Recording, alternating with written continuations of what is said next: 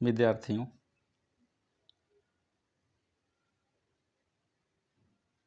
Deep water यह एक lesson pros का है जो कि कक्षा 12 में यह लेसन है। इसके लेखक श्रीमान विलियम डगलस हैं जो एक अमेरिकन लेखक हैं। हिंदी सारांश इस वीडियो में दिया गया है।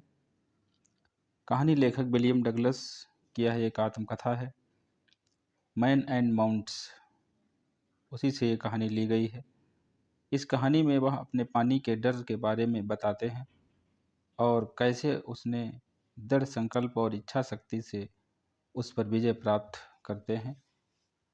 यह सारी कहानी, ये सब कुछ इसके बारे में इस वीडियो में बताया गया है। इसके हिंदी सारांश में बताया गया है। डीप वाटर एक लेसन जो कि कक्षा 12 का है।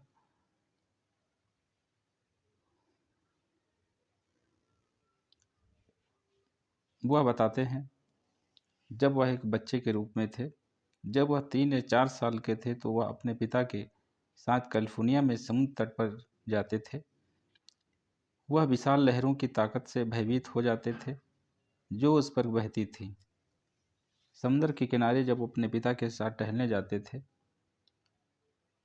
तो वह उसकी लहरों को देखकर बहुत डर जाते थे, ऐसा उन्होंने बताया है। और इससे उसके उपचेतन मन में एक डर पैदा हो जाता था। कुछ साल बाद तैराकी सीखने के लिए उत्सुकता में वह एक स्विमिंग पूल क्लब में शामिल हो गए, जहां एक घटना ने उनके आतंक को और बढ़ा दिया। स्विमिंग पूल में उन्होंने शामिल तो हो गए वो स्विमिंग पूल में तैरने के लिए, लेकिन एक ऐसी घटना घटी जिनसे उनका डर और भी बढ़ गया था। उन्हें एक अन्य लड़के द्वारा पूल में ढकेल दिया गया। यानी एक लड़का था जिसने उस तालाब में उनको ढकेल दिया, धक्का दे दिया और मृत्यु को बारीकी से उन्होंने अनुभव किया। यानी डूबते डूबते वो बचे। उस घटना के कई साल बाद वह पानी से दूर रहे, लेकिन प्रकृति में मछली पकड़ने और तैरने जाने की इच्छा ने उन्हें अपने डर को दूर करने के लिए प्रेरित करने के लिए पर्याप्त था। उन्होंने एक प्रशिक्षक की मदद से तैराकी सीखी, जिसने सुनिश्चित किया कि विलियम अच्छी तरह से तैरना जानता था, जो विशाल झीलों और झरनों में भी तैरने में सक्षम हो गया था। फिर भी जब वह तैरते थे तो उनके बचपन के अनुभवों से डर लगता था। उसके अवचेतन मन में अंतर्निहित उसे बार बार पकड़ लेता था।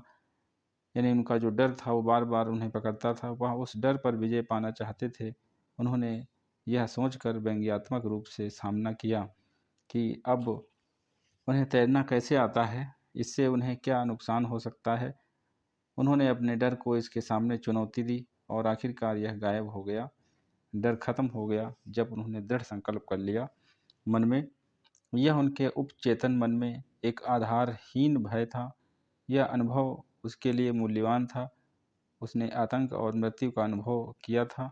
उन्होंने इसे पछाड़ दिया, पीछे कर दिया और डर पर विजय प्राप्त कर ली थी और आखिरकार इसे जीत लिया। विलियम ने महसूस किया कि मौत शांतिपूर्ण है और यह मौत का डर है जो आतंकित कर रहा है, जो डरा रहा है। जीवन जीने की उसकी इच्छा तीव्रता से बढ़ी क्योंकि उसने अपने डर को दूर किया और निडर होकर जीना शुरू कर दिया। वह लेखक अपने अनुभव बताता है। वह 10 या 11 साल का था जब उसने YMCA स्विमिंग पूल में तैराकी सीखने के लिए वहां जाना शुरू किया था। वह यकीमा नदी में तैरने नहीं गया क्योंकि इसे खतरनाक माना जाता था। इससे पता चलता है कि उसे पानी का पूर्व भय था, बहुत पानी से डरता था। विलियम डगलस की माँ ने उन्हें याकीमा नदी के पास जाने की चेतावनी दी और डूबने की विभिन्न घटनाओं पर चर्चा भी की।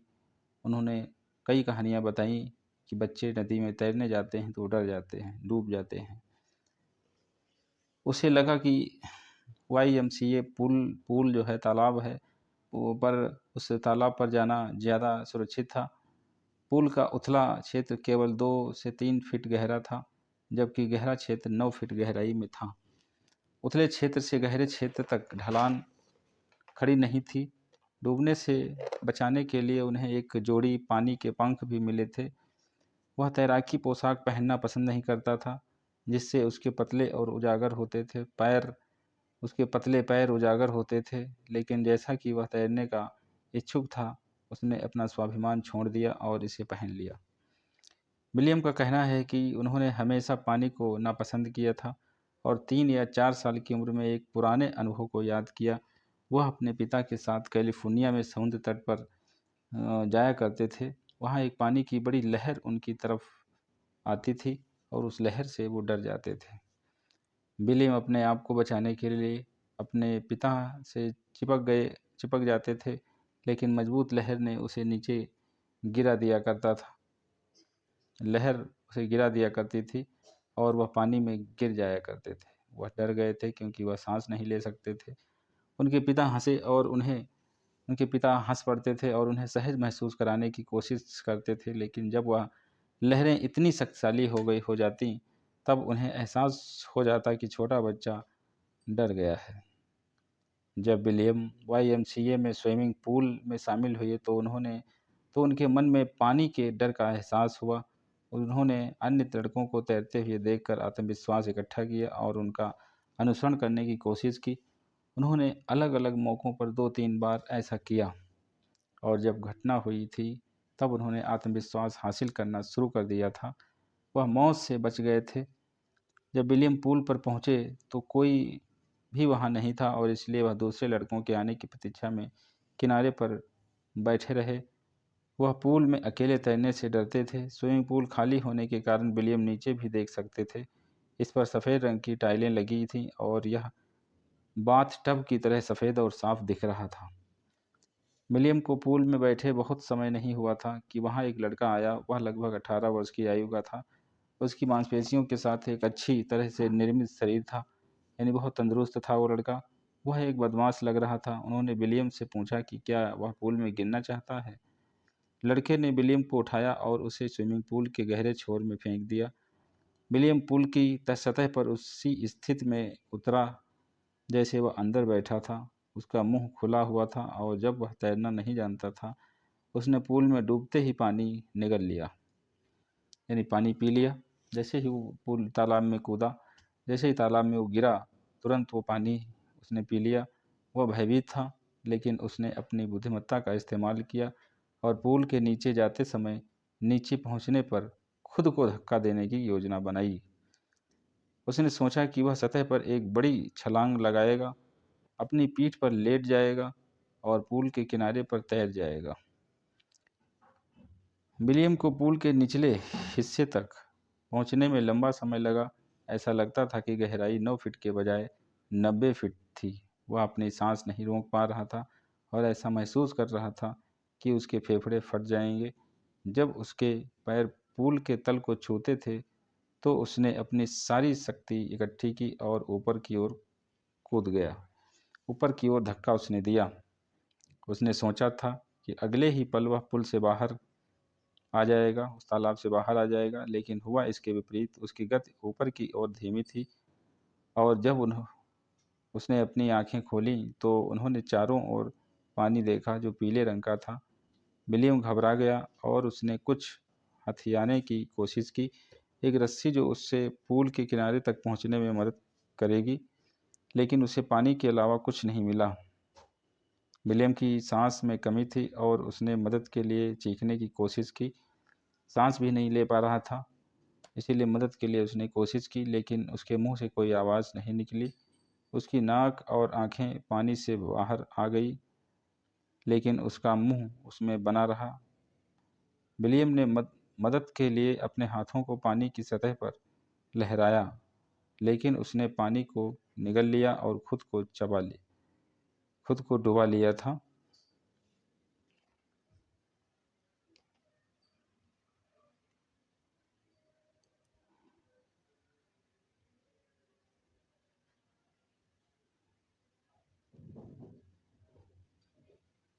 खुद को उसने डुबा लिया था।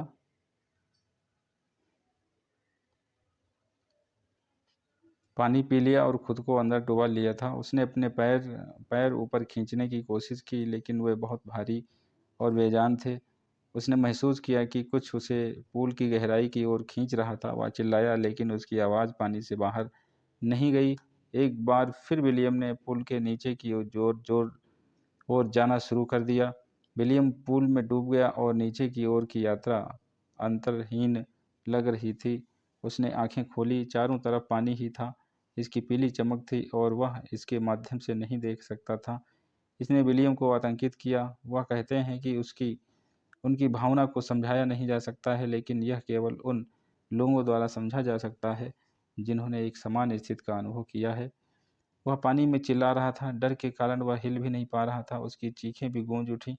केवल उसके दिल की धड़कन और उसके सिर में धड़कन ने संकेत दिया कि वह जीवित था। विलियम ने खुद को पूल में डूबने से बचाने की कोशिश की और कुछ हड़पने की कोशिश की,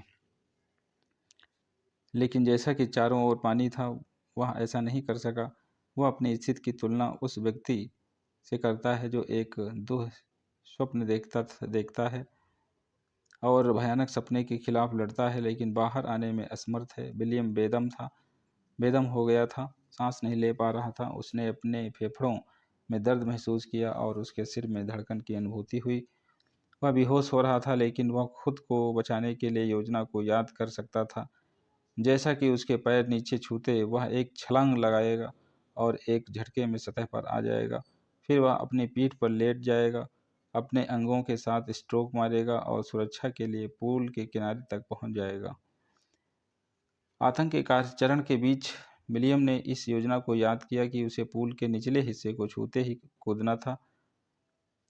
जैसा कि उन्होंने पूल के नीचे की टाइलों को महसूस किया, उनके पैरों ने उनके पास पूरी ताकत का इस्तेमाल किया और वे कूद गए। प्रयास व्यर्थ गया। वह अभी भी पानी में डूबा हुआ था। उसने मदद के लिए चारों ओर देखा। किसी भी रस्सी, सीढ़ी या पानी के पंख के लिए उसकी मदद से वह खुद को बचा सकता था। वह केवल अपने चारों ओर पानी देख सकता था। यह ऐसा था जैसे पीले पानी के एक टुकड़े ने उसे पकड़ लिया था। आतंक बढ़ता गया, उसका डर बढ़ता गया। यह एक बिजली के झटके की तरह था जो पूरे शरीर में दौड़ता था। वह भय से कांप उठा। वह न तो अपने अंगों को हिला सकता था और न ही मदद के लिए पुकार सकता था। कुछ अजीब हुआ और विलियम ने प्रकाश देखा। उसकी आंखें पानी से बाहर आ गईं। उसकी नाक लगभग बाहर थी। फिर वह तीसरी बार पुल में नीचे की ओर जाने लगा। उसने सांस लेने की कोशिश की, लेकिन पानी की बजाय गपशप किया। फिर से डूबने के साथ प्रकाश गायब हो गया। फिर उसने खुद को बचाने के लिए प्रयास करना बंद कर दिया। विलियम ने आराम किया। उसके पैर बेजान हो गए और उसके मस्तिष्क को एक काला सा अनुभव हुआ। भय समाप्त हो गया। वह घबराया नहीं, वह काफ़ी शांत और अनुभव अनुभवी हो गया। वह किसी और के डूबने का डर नहीं था। वह नींद महसूस करता था। कूदने के लिए थका हुआ था। उसे अपनी माँ की बाहों में ले जाने के लिए अच्छा लगा, क्योंकि वह उसे नींद आ रही थी। मौत की ओर बढ़ते ही विलियम बेहोश हो गया। जब विलियम को होश आया तो वह अपने पेट के बल पुल के पास लेटा था और उल्टी कर रहा था। उसने किसी को उस लड़के को डांटते हुए सुना जिसने उसे पुल में ढकेल दिया था। आवाज़ आवाज़ ने कहा कि विलियम लगभग मर गया था और लड़के ने जवाब दिया कि वह केवल उसके साथ मजाक कर रहा था। आवाज़ ने लड़के को विलियम को लाकर रूम में ले जाने के लिए कहा। कई घंटों के बाद विलियम घर चला गया। वह कमज़ोर और कांपने लगा। बिस्तर पर लेटते ही वह रोता रहा। वह खाना नहीं खा पा रहा था। डर उसे कई दिनों तक सताता रहा। घटना ने उन्हें शारीरिक रूप से परेशान कर दिया। थोड़े से काम ने उसे महसूस करवाया कि उसके घुटने उसके वजन को सहन करने में असमर्थ थे। उसे उल्टी जैसा महसूस हो रहा था। विलियम पानी के डर से स्विमिंग पूल में नहीं गया। वह पानी से दूर रहा। कुछ वर्षों के बाद विलियम को एक झरने का पता चला और वह उसमें जाना चाहता था। जब भी वह टिएटन, बम्पिंग नदी, बकरी चट्टानों की गर्म झील जैसी विभिन्न नदियों में तैरने के लिए गया तो पानी का डर लौट आया। यह उसे पूरी तरह से पकड़ लेता है, उसके अंगों को निष्क्रिय कर देता है और उसका दिल पकड़ लेता है। डर के मारे वो किसी भी नदी में तैर नहीं पाता है। विलियम ने डर को दूर करने की कोशिश की, लेकिन उससे इसे छुटकारा पाने में असमर्थ हो रहा। अंत में अक्टूबर के महीने में उन्होंने उन्हें तैराकी सिखाने के लिए एक प्रशिक्षक नियुक्त किया। वह हर दिन 1 घंटे सप्ताह में 5 दिन अभ्यास करेगा। विलियम सीखने की प्रक्रिया का वर्णन करता है। प्रशिक्षक ने विलियम की कमर के चारों ओर एक बेल्ट लगाई। बेल्ट एक मोटी रस्सी से जुड़ी थी। रस्सी ओवरहेड चरखी के माध्यम से जुड़ी हुई थी और प्रशिक्षक द्वारा पकड़ी हुई थी। यह सुनिश्चित किया कि विलियम के डूबने की स्थिति में प्रशिक्षक उसे बाहर निकाल देगा। विलियम कई हफ्तों तक पूल की लंबाई में तैरता रहा। जब भी प्रशिक्षक ने रस्सी को ढीला किया, वह पानी में चला जाता और डर वापस आ जाता। यह उसके पैरों को बेजान कर देता था। यह 3 महीने के अभ्यास के बाद था कि विलियम सहज हो गया। तब प्रशिक्षक ने उसे पानी में सांस लेना सिखाया। उन्होंने उसे अपना चेहरा पानी के नीचे रखना और अपनी सांस बाहर निकालना सिखाया। उसे पानी से बाहर निकलने और सांस लेने के लिए सिखाया गया था।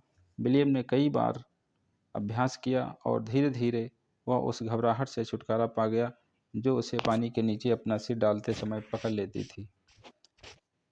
सीखने की प्रक्रिया के तीसरे चरण में प्रशिक्षक ने विलियम को अपने पैरों से पानी की सतह को किक करना, लात मारना, पानी को पीछे ढकेलना सिखाया। उन्होंने कई हफ्तों तक ऐसा किया। शुरू में उनके पैर नहीं चले, लेकिन धीरे धीरे उन्होंने आराम किया और आखिरकार विलियम उन्हें वांछित तरीके से किक यानी लात मारने का आदेश दे सकते थे। अंत में प्रशिक्षक ने चरणों में विलियम के बाहर एक तैराक बनाया। जब विलियम ने प्रत्येक चरण को पूरा किया तो उन्होंने उन्हें संकलित किया। अप्रैल के महीने में प्रशिक्षक ने विलियम से कहा कि अब वह तैर सकता है। उन्होंने उसे पूल में गोता लगाने और क्रॉल स्ट्रोक नामक एक विशेष शैली में पूल की लंबाई तैरने के लिए कहा। विलियम तैरा और कक्षाएं समाप्त हो गईं। विलियम ने अभी तक डर को दूर नहीं किया था और सोच रहा था कि अगर वह पानी में अकेला होगा तो आतंक यानी डर उसे पकड़ लेगा। उसने पूल में अकेले तैरने की कोशिश की। आतंक छोटे चरणों में लौट आया, लेकिन अब जैसा कि वह तैरना जानता था, उसने आत्मविश्वास के साथ आतंक का सामना किया। उसने पुल की एक और बार तैर कर पार किया। पुल को एक बार और तैरकर पार किया। विलियम इस तरह जुलाई के महीने तक तैरता रहा, लेकिन संतुष्ट नहीं था। वह सुनिश्चित होना चाहता था कि सभी डर उसे छोड़ गए थे।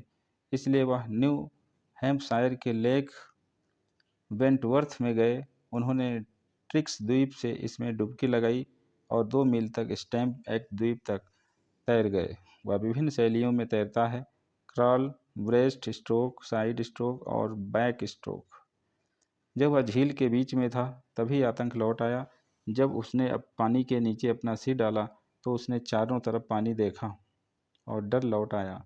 इस बार विलियम ने आतंक पर हंसा और कहा कि यह उसे नुकसान नहीं पहुंचा सकता है।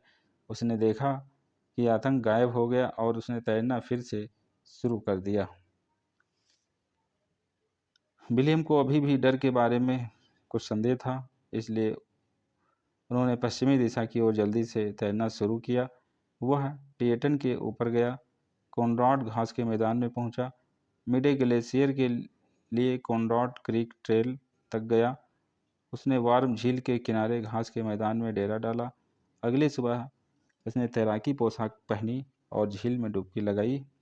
वह इसके दूसरे छोर पर तैर कर गया और ठीक वैसे ही लौटा जैसे मशहूर अमेरिकी डग कारपोरन करते थे। विलियम खुशी से चिल्लाया क्योंकि उसने अपना डर दूर कर लिया था। उसने डर पर काबू पा लिया था। विलियम के जीवन में अनुभव का बहुत महत्व था। उसने महसूस किया कि मृत्यु शांतिपूर्ण थी और केवल मृत्यु का भय था जो उसे भयभीत करता था। वह अमेरिका के राष्ट्रपतियों में से एक रूजवेल्ट के शब्दों को याद करता है। रूजवेल्ट ने कहा था कि हम सभी को केवल डर से डर लगता है, केवल डर से डर लगता है। जैसा कि विलियम ने मृत्यु और मृत्यु के भय का अनुभव किया था, जीने की उसकी इच्छा बहुत बढ़ गई थी। वह डर से मुक्त हुआ और ट्रेल से चलने और पहाड़ों पर निडर होकर चढ़ने के लिए स्वतंत्र हो गया था। कुछ लेखक के बारे में है। ये विलियम सी डगलस हैं। डगलस व्यक्तिगत अधिकारों के प्रमुख पैरोकार थे।